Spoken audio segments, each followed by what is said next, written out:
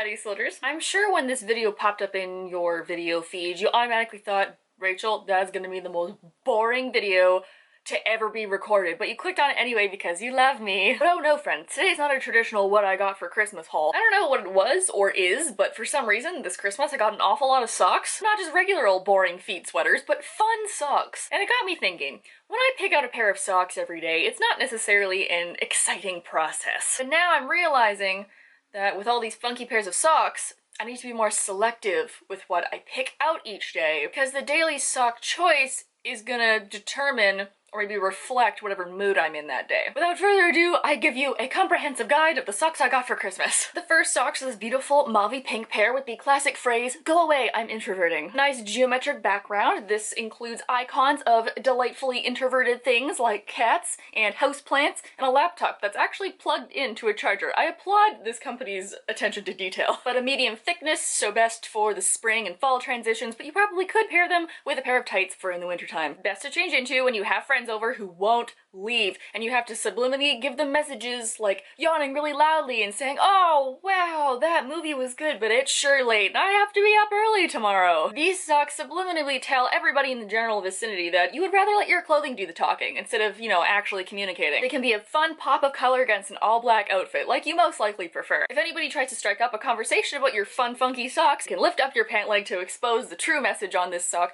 in which case the person that's talking to you will probably short-circuit a little bit because they don't quite know how to respond to that, leaving you just enough time to make a grand escape. For optimal results, pair with a glare and a closed door. The second pair is from a completely different person but the same company, so may I introduce you to the delightful sister sock that is fuck off, I'm reading. Like the last pair, they're that thickness for a good transition period. Like in between the time that you finish one series and have to start another one. These are perfect to wear for that passive-aggressive fight that you have with your roommate where they keep trying to interrupt you in the middle of a good book, and can you not fucking see that I'm in the middle of a book and need to can't you just leave me alone? I would warn to be careful about wearing these at family gatherings, however. If you're someone that likes reading, you're probably pretty introverted and have most likely managed to avoid your extroverted family for a long time. And if you happen to talk to them, all they ever talk about is how you never go out and how you don't have any friends and how when are you gonna go out and get a boyfriend so I can get grandchildren before I die. They probably think you're a nice kid and would be pretty shocked at the profanity that is on your person. Then we move on to cat head socks. These give me understated cat mom vibes, like perfect for cuddling up with a cat, but like in a classy way. Neutral color scheme goes with everything, perhaps best with a good boot or like peeking over the top of a brown Oxford type shoe. There's some thick boys, like this might be the most winter appropriate sock I have in this bunch. These say,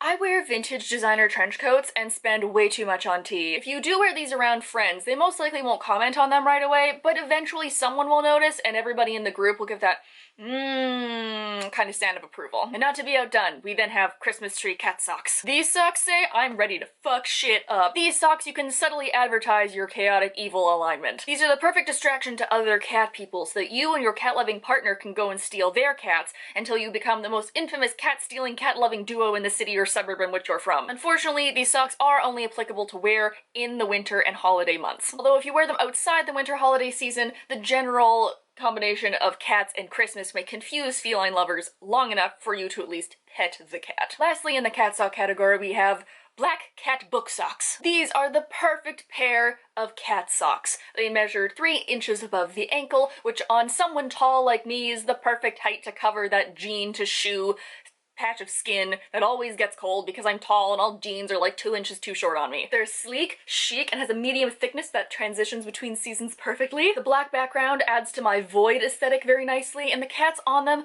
just remind me how happy I am that I've decided to only have cats and not children in my lifetime. And the books add this old library touch that I wish all my clothing had. These socks are ideal. They speak volumes about me as a person, talk about my needs, wants, and desires, and lifestyle all within one comfy form. They say, I want it all and I won't settle for less. And then, espresso patronum, we have coffee Harry Potter socks. If I'm wearing these, this means I am in full nerd mode today because Harry Potter is the best, even though the author is sometimes problematic. If you speak to me, I will correct your grammar, but if you're on a date with me, I will ask you what your Hogwarts house is at the beginning of the date and highly judge you for your answer. These are pretty heavy fabric, so they're probably only winter appropriate, although I probably could swing doing it in the fall or the spring if I don't mind having sweaty feet that day. Now, I am a Slytherin, but I'm not always above representing the other gingers of Hogwarts, aka the Weasley clan. If I'm wearing these, I probably need coffee, just like this breasts. Oh, that's a good pun. Now, if I'm feeling real crazy one day, I might just pull out my neon Dinosaur Crew socks. These socks say I'm a wild card. I'm so fun and funky. I probably own way too many pairs of vintage Levi's and definitely have at least one pair of Doc Martens. They might be fake, they might be real, I don't know. If you take me on a date, it'll be something crazy like rock climbing or laser tag. Do you want to go to cosmic bowling? I love cosmic bowling. These really don't go with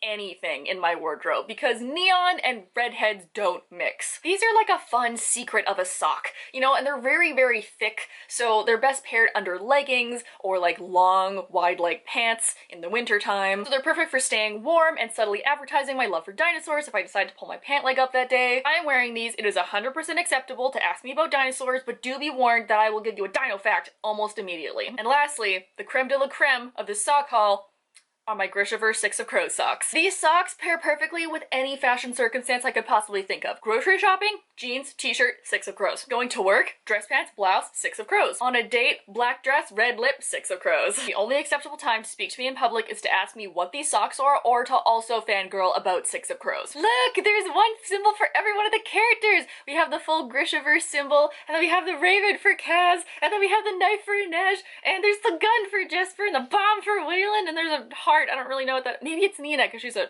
heart render. And then on the bottom it says no mourners and the other one says no funerals. These are so great. Oh my gosh, the acronym for 6 of Crows is SOCK.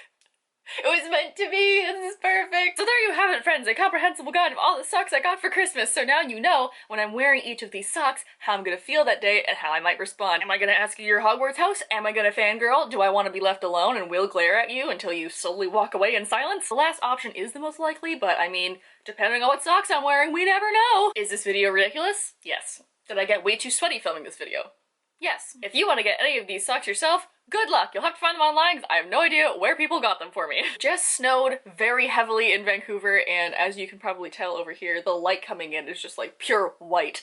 And it's just, I'm seeing people playing outside, making snowmen. There's a fluffy dog at the moment. This is great. See, it's a good thing I have so many socks because as the snow has been foisted upon us and it slowly melts and then turns to ice and then water and then it snows again until like April, I have a feeling that I'm gonna get a lot of wet feet. So at least I have enough socks now that I can just change into them. Maybe I can change my mood halfway through the day. Like what if I started off with like chic cats on books and then I ended the day with like wild card neon dinosaurs? I don't know what I'm gonna do. I'm going crazy. I have no idea what kind of comments you would leave down below, but you can if you want, I suppose. You know where to click to like the video, you know where to click to subscribe. I hope you guys are all having a nice day wherever you are, and I will see you all next week. Bye!